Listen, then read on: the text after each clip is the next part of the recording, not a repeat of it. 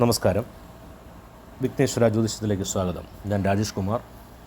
ഇന്നിവിടെ പറയാൻ പോകുന്നത് ഈ രോഗങ്ങൾക്കൊക്കെ പരിഹാരമാകുന്ന ചില വഴിപാടുകളെക്കുറിച്ചിട്ടാണ് പറയുന്നത്.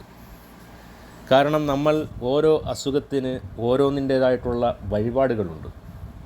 അപ്പോൾ ഈ പറയുന്ന അതേ രീതിയിലുള്ള വഴിപാടുകൾ നിങ്ങൾ ക്ഷേത്രത്തിലൊക്കെ നടത്തിക്കഴിഞ്ഞാൽ തീർച്ചയായിട്ടും അതിൽ മാറ്റം വന്നിരിക്കും. അപ്പം മരുന്നും വേണം, മന്ത്രവും വേണം എന്ന് പറയുന്നതൊക്കെ തന്നെയാണ് ഈ പറയുന്ന രോഗങ്ങളുടെ കാര്യവും.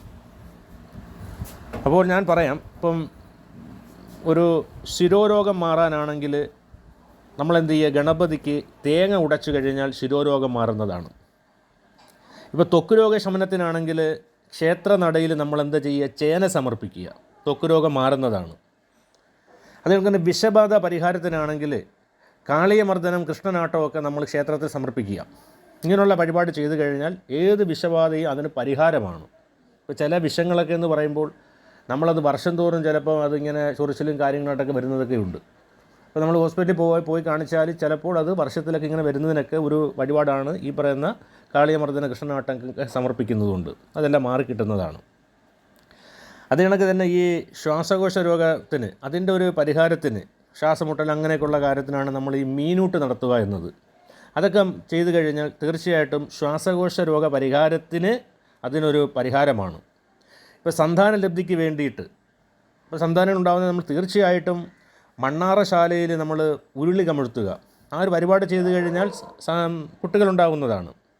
അതാണെങ്കിൽ ഈ അരിമ്പാറ ഇങ്ങനെയുള്ള കാര്യത്തിനകത്ത് അരിമ്പാറയൊക്കെ മാറുന്നതിന് നമ്മൾ കുളത്തുപുഴ ധർമ്മശാസ്ത്ര ക്ഷേത്രത്തിൽ പോയി മത്സ്യങ്ങൾക്ക് തീറ്റ കൊടുത്തു നോക്കുക. അരിമ്പാറ ഇങ്ങനെയുള്ള കാര്യങ്ങളെല്ലാം മാറിക്കിട്ടുന്നതാണ്. പിന്നെ അതേ കണക്ക് തന്നെ ഈ കൈവിഷത്തിന് പരിഹാരമേകാൻ ഇതൊരു ക്ഷേത്രമുണ്ട്, തിരുവുഴ ക്ഷേത്രത്തിൽ പച്ചമരുന്ന് സേവിക്കുക, ഈ കൈവിഷ ദോഷങ്ങൾ അങ്ങനെയൊക്കെ ഉള്ളതിനെല്ലാം മാറുന്നതാണ്. പിന്നെ അതേ കണക്ക് തന്നെ പരിഭ്രാന്തിയും അസ്വസ്ഥതയൊക്കെ മാറുവാൻ ചണ്ഡികാ ഹോമം നടത്തി കഴിഞ്ഞാൽ ഈ പറയുന്ന പരിഭ്രാന്തിയും അസ്വസ്ഥതകളൊക്കെ അതൊക്കെ മാറുന്നതാണ്. അപ്പോൾ ഇത്രയും കാര്യങ്ങളാണ് എനിക്ക് ഈ രോഗങ്ങളെക്കുറിച്ച്, അതിൻ്റെ പരിഹാരമാകുന്ന അല്ലെങ്കിൽ അതിൻ്റെ വഴിപാടുകളെക്കുറിച്ച് എനിക്ക് പറയുവാനുള്ളത്. നന്ദി, നമസ്കാരം.